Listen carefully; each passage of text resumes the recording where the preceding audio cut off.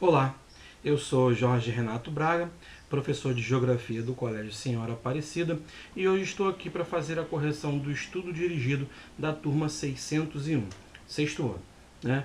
Então, o nosso começo, né, é justamente a aula 1, é definindo o espaço. Então aqui estão os exercícios e aqui estão as respostas para a gente poder estar lendo e debatendo com vocês. Então, número 1. Como podemos entender o espaço para a geografia? Eu coloquei direto para vocês aqui. Ó. O espaço na geografia é entendido como espaço geográfico. É definido por toda a região ou fração de espaço físico do planeta onde a sociedade e a natureza se relacionam. Então, gente, tudo aquilo que está em cima do nosso território, né, faz parte do nosso espaço geográfico, né? Tudo que está em cima da Terra faz parte do nosso espaço geográfico e vai ser o que nós vamos estar estudando nesse ano. Então tá aqui, ó, região, fração ou espaço físico do planeta, onde as sociedades e a natureza se relacionam. Percebam aqui que eu já estou colocando para vocês aqui que vai sempre haver uma relação, né, entre a sociedade e a natureza. Podemos até falar que é uma relação de amor e ódio, né? A sociedade está sempre querendo um pouco mais de espaço, né? E a natureza ela está sempre dando esse espaço para a gente, mas em compensação a gente acaba pagando bem caro por esse espaço que a gente acaba retirando aí da natureza, né? Vamos lá para mais uma questão, né? Vamos lá. Deixei o espaço, né? Então, aqui já está a resposta, inclusive é espaço a resposta. Então, está aqui o espaço na geografia é definido por toda a região do planeta onde a sociedade e a natureza se relacionam. Então percebam que é a mesma coisa aqui de cima, né? Eu só deixei essa questão para a gente poder ler mais uma vez e saber que o espaço, né, é justamente isso que a gente vai estudar. É todo o território, é toda a região, né, ou fração de região, espaço físico que está no planeta Terra. Vai ser esse o espaço geográfico que a gente vai estar estudando. Vamos lá para a próxima questão. Número 2. Quais os motivos que levam o homem a modificar os espaços, né? Então são 3 motivos. O primeiro dele é a moradia, né? O homem ele vai mudar o espaço geográfico para poder construir a sua casa, né? Desde os primórdios, né? E até hoje em dia o homem faz isso. Ele vai arrancar árvores, né? Ele vai matar a mata nativa para poder conseguir esse espaço para poder construir a sua moradia, né? Ele também modifica os espaços pelo trabalho, né? Por conta do trabalho. Às vezes ele não vai morar nem naquele espaço, mas ele precisa fazer ali uma estrada, né? Ele precisa fazer ali uma casa que não é a dele, ele precisa fazer ali um dique, né, uma represa, né, que ele não vai morar ali, mas ele está mudando ali a natureza por conta do seu trabalho, né? E também por causa da geração de recursos naturais, né? Percebam que desde a antiguidade, né, desde muito tempo, desde, por exemplo, o descobrimento do Brasil e a ocupação do Brasil pelo povo europeu, né, o homem ele começa a tirar da natureza os seus recursos, né, para que ele possa sobreviver, né? Então ele precisa de recursos, esses recursos são naturais, quem dá a ele é a própria natureza e é por esse motivo que o homem acaba modificando os espaços. Às vezes ele precisa utilizar a madeira para construir um móvel, às vezes ele precisa construir uma represa, então ele vai estar tirando esses recursos naturais, né, desse espaço para poder construir aquilo que ele necessita. Então são 3 motivos que levam a modificar os espaços: por moradia, por trabalho e por geração de recursos naturais. Número 3. Defina o que é paisagem, né?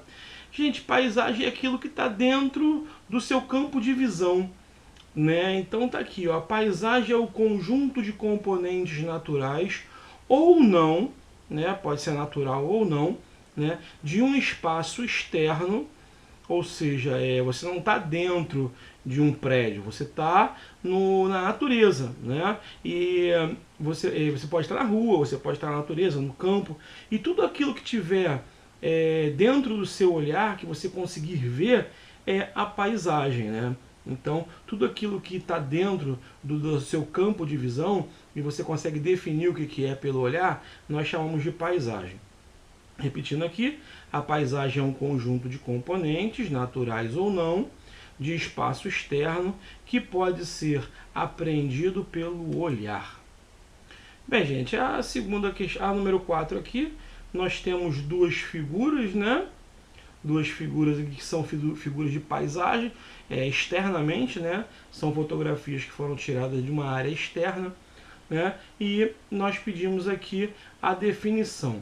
Na letra A é paisagem natural. A letra A é essa primeira aqui, né? Letra A, paisagem natural, é aquela que contém elementos como vegetação, animais, relevo e principalmente a ausência do homem, né? O homem não está presente, o homem não construiu nada aqui, né? O homem ele não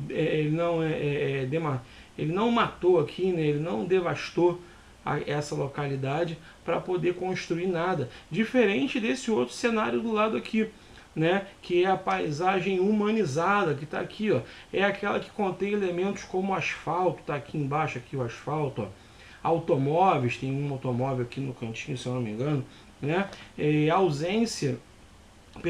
vegetação natural, reduzida, então você vê que tem vegetação aqui, mas é pouca coisa, né, tem os prédios aqui, né, então tudo isso aqui é a paisagem humanizada que você está vendo. Agora eu queria fazer um adendo aqui, né, para a gente poder dar uma analisada ainda dentro dessa questão. É isso aqui, ó, em relação à paisagem, né? Tudo que você está vendo aqui é paisagem, né? Aqui, aqui, aqui, aqui. Agora, se você, aquilo que está atrás desse morro aqui, já não é mais paisagem para você, porque você não está vendo, né? Então é paisagem somente aquilo que você está vendo. A paisagem atrás daquele morro deve ser bonita, ela é bonita, eu não sei, eu não estou vendo ali atrás, então eu não sei o que tem ali atrás, qual o tipo de paisagem que está ali atrás, a não ser que eu vá aqui para cima desse morro para poder prestar atenção lá para baixo para ver o que está acontecendo, o que nós temos lá atrás. Então, paisagem é tudo aquilo que está compreendido dentro do olhar, né? Ela pode ser natural, que é essa daqui, ou humanizada, que é essa outra aqui, né? Vamos continuar aqui. Deixa eu diminuir um pouquinho o tamanho, senão a gente não vai conseguir ler aqui, né? Deixa eu ver se já dá.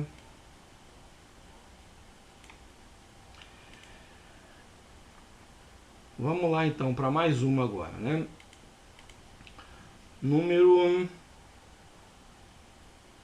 5.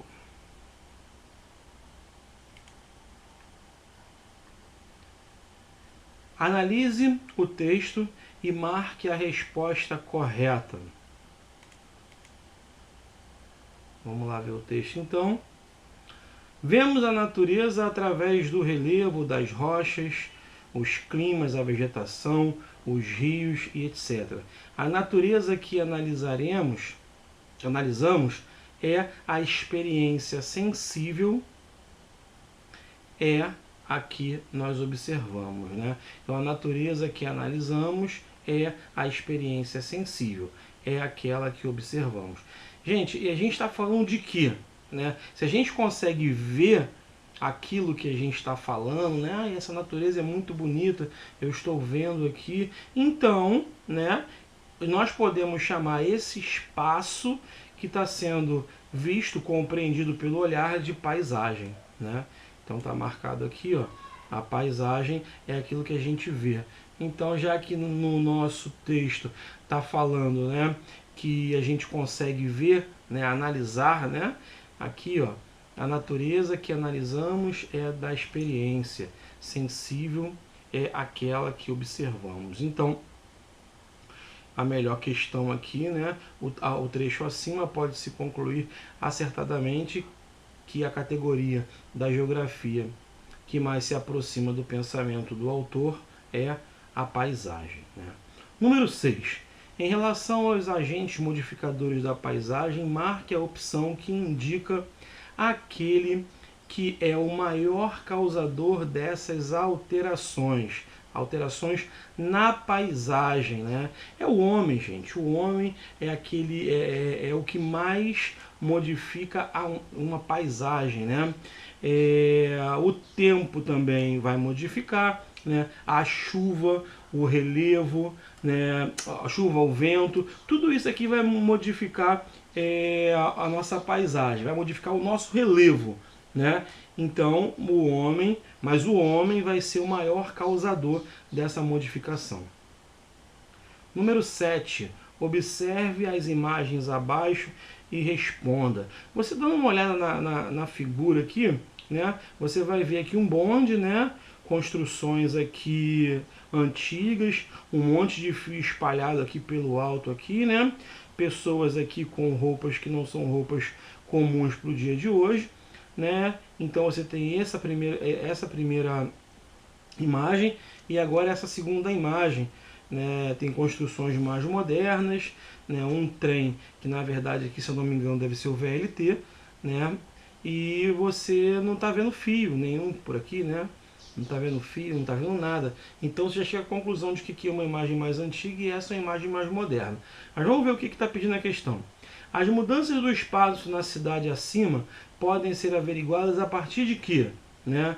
Então eu já respondi para vocês aqui, ó, o tempo percorrido. Então passaram-se muitos anos, né, entre a fotografia da cidade com essa característica aqui física, né, e a fotografia da cidade com essa nova característica física e urbanística, né? Então aqui o que mais se encaixa aqui é o tempo percorrido, né?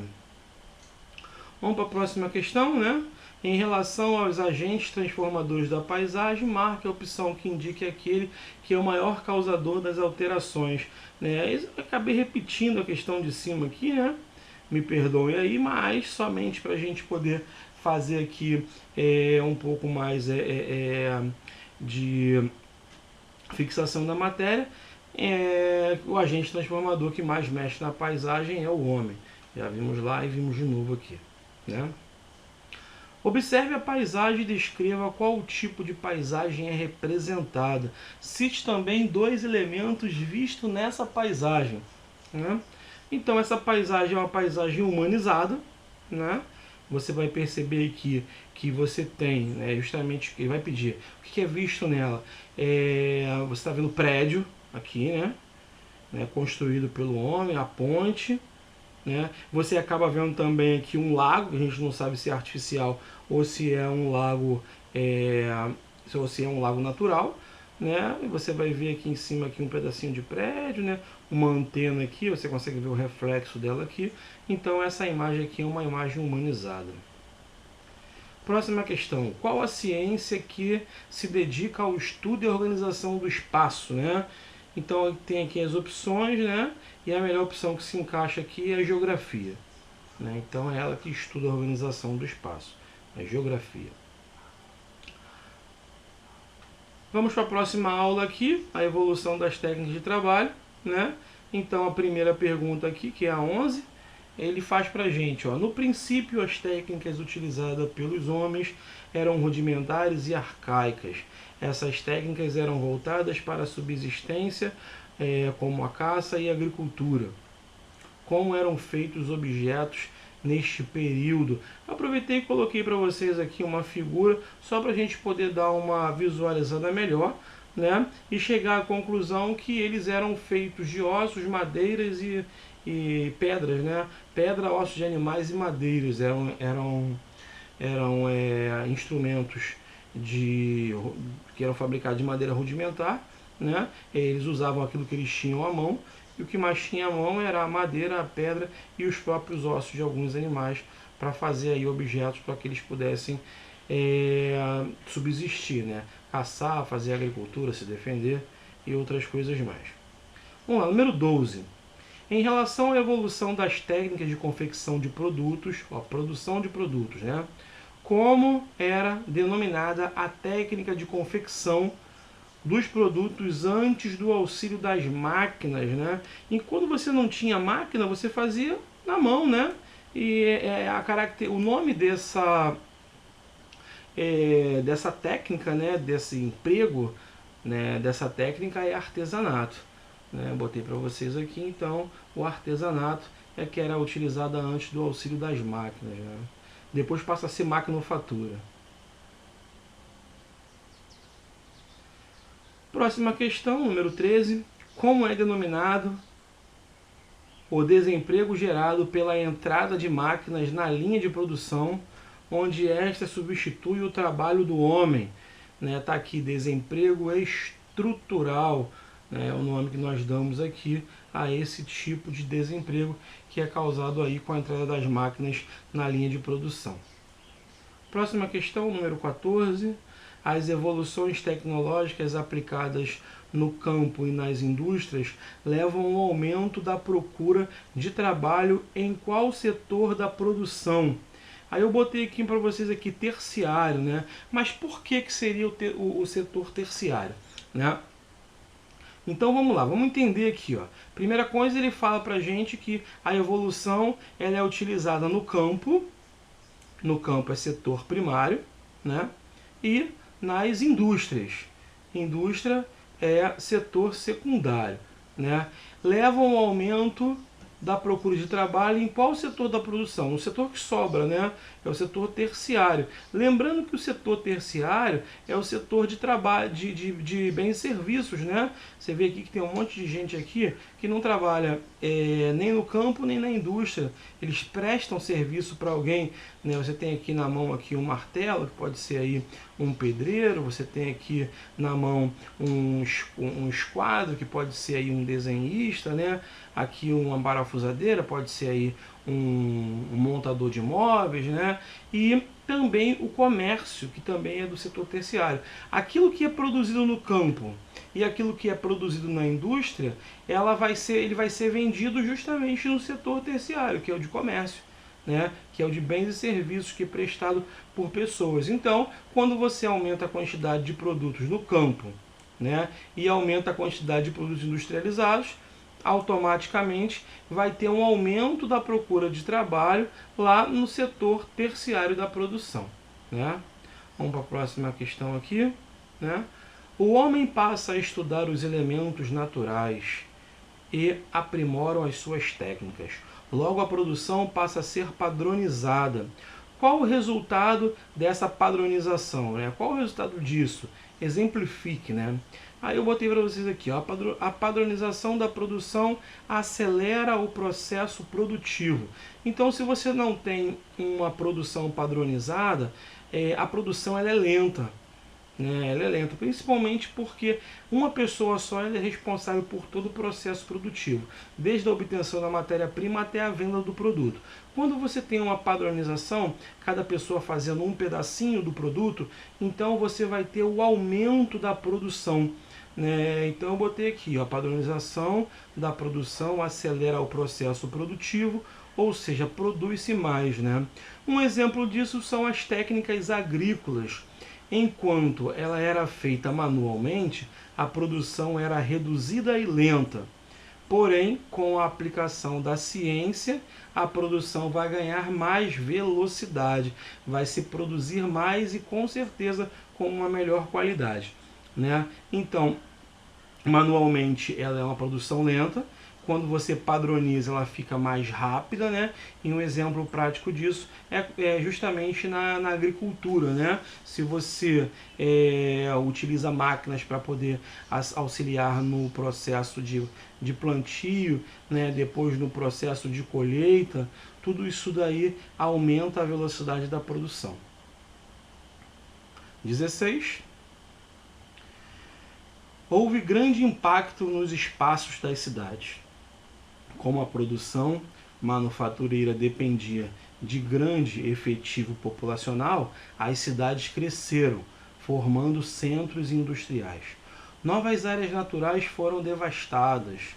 foram abertas novas linhas férreas para a carga desses recursos, para a carga desses recursos, além da integração entre as regiões de extração e produção. Estamos falando de qual revolução industrial? Essa é a primeira revolução industrial, né? Eu aproveitei e coloquei algumas imagens para vocês aqui, para vocês verem como é que era, né, no período do começo da revolução industrial. Então, teve grande impacto na cidade, produção manufatureira dependia de muita gente para trabalhar, né? Teve que abrir novas linhas férreas para poder transportar esses produtos.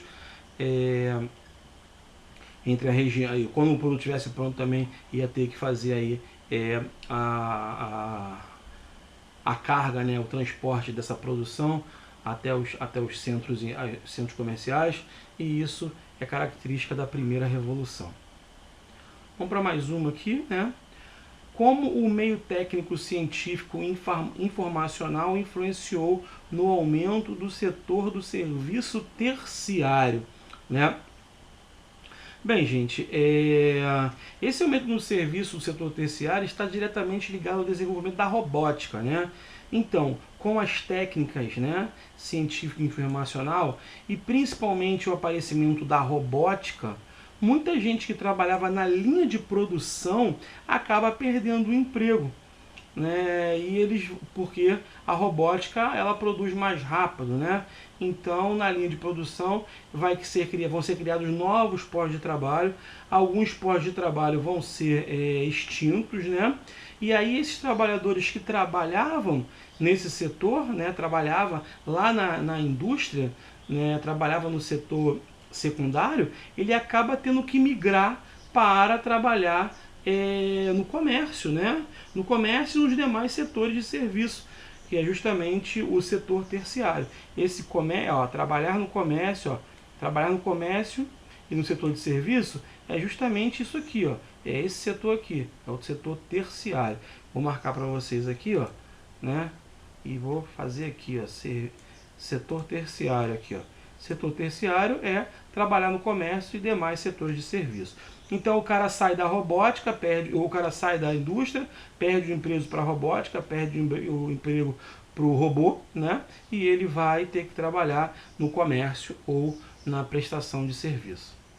Número 18. Explique a desconcentração industrial. Desconcentrar é tirar uma grande concentração de alguma coisa de algum lugar e espalhar essa concentração em outros locais, né? Então tá aqui, ó, é quando as indústrias, né, migram para as cidades de menor porte para potencializar sua produção e diminuir os custos, como passagem, transporte de funcionários, etc, né?